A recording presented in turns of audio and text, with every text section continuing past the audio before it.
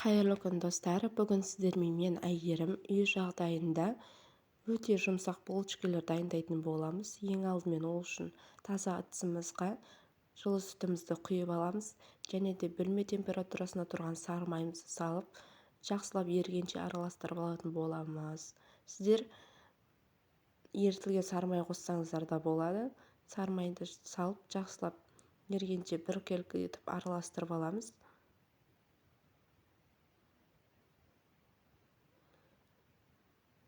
Енді еріген сары майдың үстінен қантымызды салып араластырып алатын боламыз. Қантымыз толық еру қажет. Мен бұл булочканың толық рецептін описаниеда жазып қалдыратын боламын. Описанияға кіріп көрсеңіздер болады. Қантымызды толық ерігенше араластырып алдық. Енді оның үстінен 1 шай қасық тұзымызды қосатын боламыз. 1 шай қасық тұзымызды қосып, тағы да жақсылап араластырып аламыз. Және де аштықымызды да салып араластырып аламыз.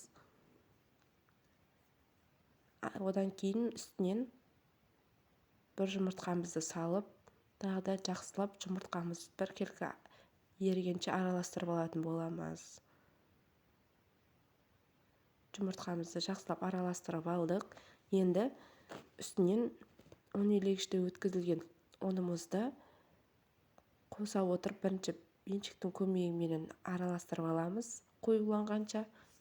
Одан кейін қолымызбен жұмсақ қамыр илейтін боламыз.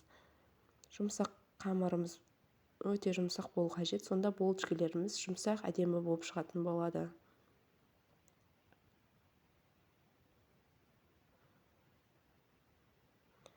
Қамырын илеп алдық. Енді оның үстіне 1 ас қасық сұйық майымызды қосып, тағы да жақсылап илеп аламыз. Сонда булочкаларымыз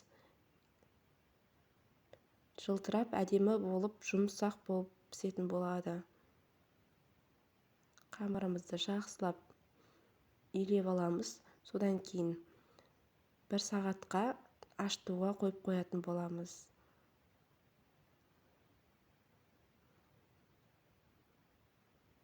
Қамырымыз дайын болды. Қамырымызды 2 бөлікке бөліп алып, бір бөлігін алып, булочкаға майда-майда бөліктерге бөліп аламыз. Мен осылай бөліктерге бөліп алдым. Каналға тіркеліп, лайк басып, подписаться етіп отырыңыздар.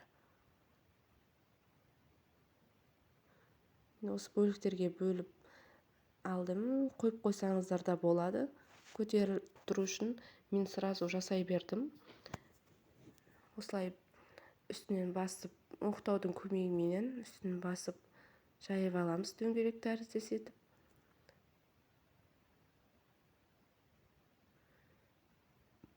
Одан кейін бір шетін осылай қайырып, екінші шетін осылай пышақтың көмегімен кесіп шығатын боламыз. Және де оны ораймыз. Астын ашылып кетпес үшін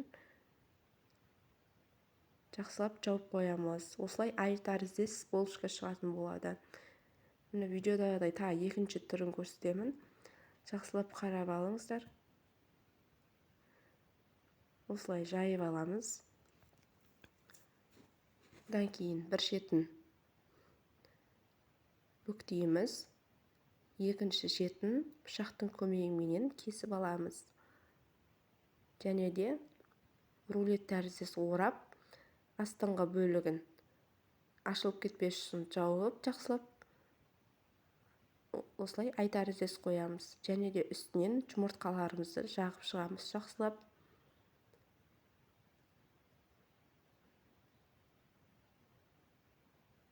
Пешке 180 градусқа 20-25 минут пісіріп аласыздар.